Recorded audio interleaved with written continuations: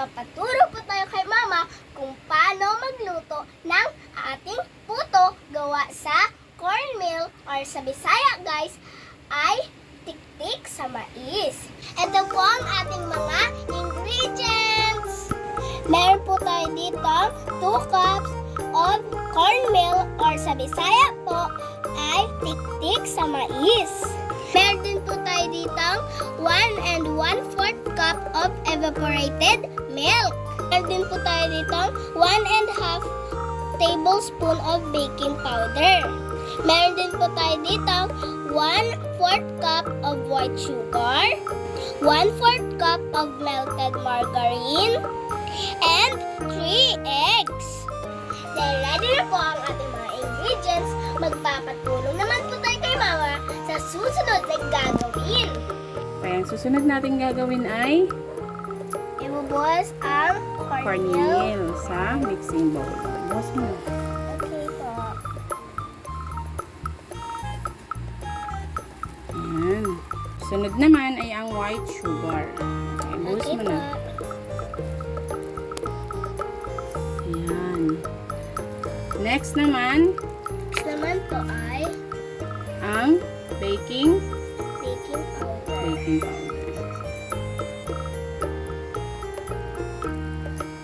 Hahaluin na po ba natin? Ayan, haluin mo na. Ayan mo na. Okay. Ito naman ang halo. Ayan, para matuto ka.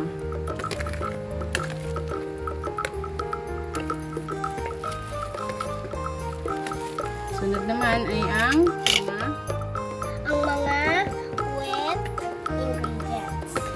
so, ilalagay na natin itong 1/4 cup ng Margarine. melted margarine. Sunod naman ay ang ating Eggs. Ang ating eggs. Buhos mo na. 3 eggs.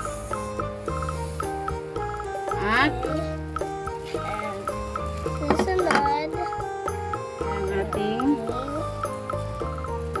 evaporated evaporated milk.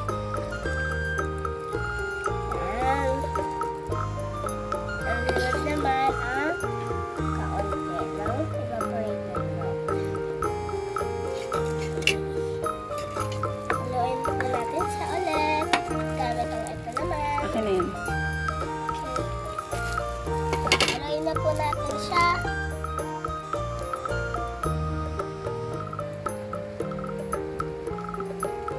Halo-halo lang po. Haluin mo siya. Kung hindi pa siya kaya ng ganyan, Yung isang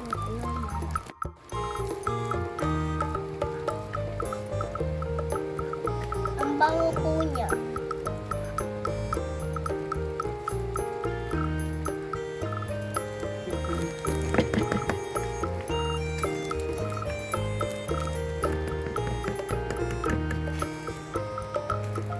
wow! Masarap pag naluto na po ito. Wow, ang sarap. Mamaya po guys, kapag halong-halo na po ito, ilalagay na po natin siya sa ating mga molders.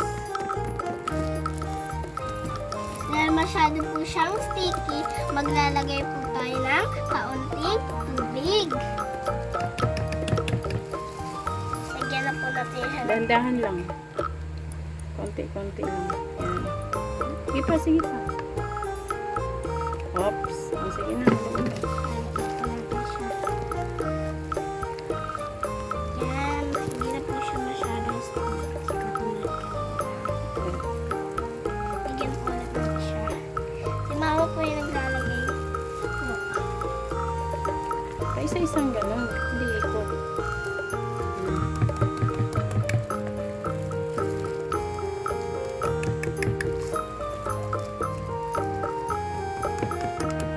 Ang bango po niya Ang bango. guys. Ang sarap. Meron ko na po ito. Masarap na po ito. So ready na po ang ating cornmeal puto. mix. So, ilalagay na po natin siya sa ating mga molders. So, bago po natin siya ilagay sa ating mga molders, ang natira po nating margarine kanina ay ibabrush po natin siya dito sa mga molders. So, ibrush na po natin siya.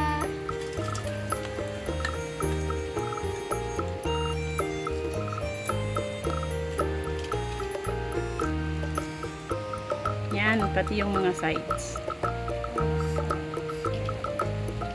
Ganyan po mag-brush guys. Tinuruan po ako yung mga kung paano mag-brush. So, yung isa naman po.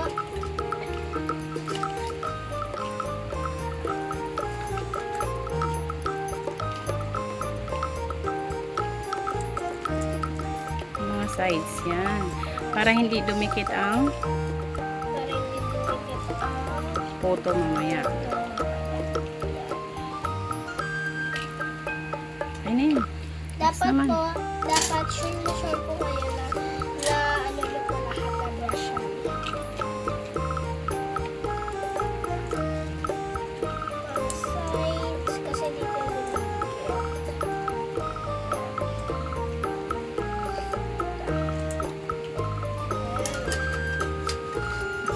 make sure na nalagyan po natin lahat ng margarine.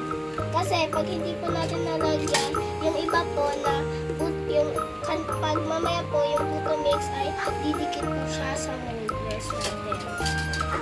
Nakikita ko po kasi si mama dati na nagbabrush po siya. Nagtataka po ako, bakit po siya nagbabrush ng ating molders? Dahil tapos na po natin i-brush ang ating mga molders, lalagyan na po natin siya ng ating cornmeal. Hawakan na po natin siya at lagyan ng ating cornmeal.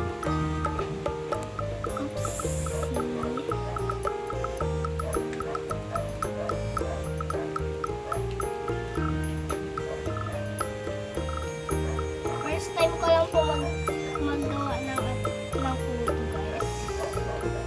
Ayan. Dagdagan mo ng konti. Hindi pa. Ayan. Huwag lang punuin kasi aapaw yan mamaya. Okay na yun. Next. Next, yung isa po.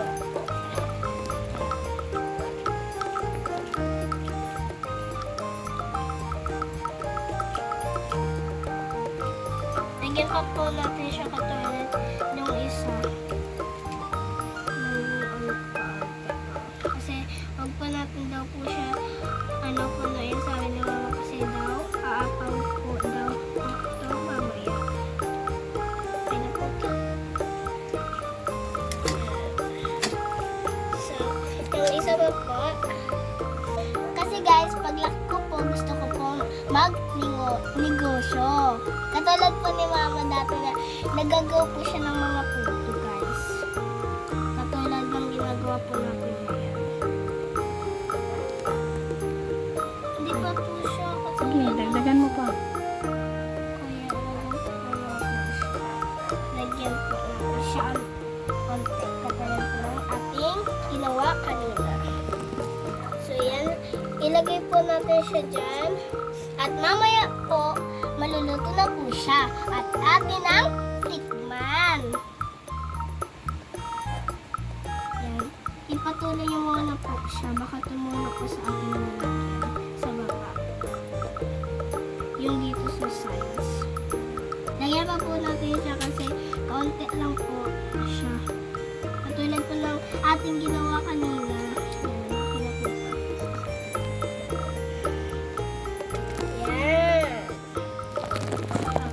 Dahil po, nalagyan na po natin lahat, pwede na po natin siya i-steam.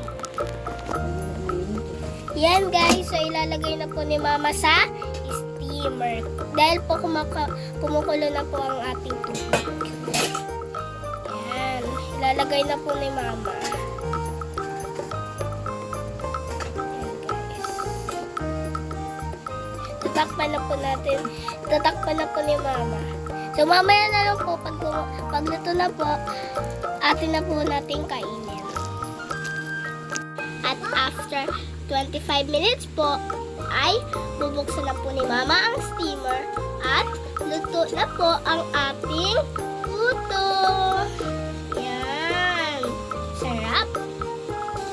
At ilalagay po ni Mama ang naterang cornmeal kanina.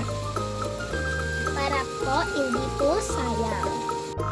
Yan guys, luto na po ang ating puto. The moment of truth. Tikman na po natin. Ang sarap! Thanks for watching guys! Please subscribe sa aming YouTube channel. Bye-bye! Tikman na natin guys.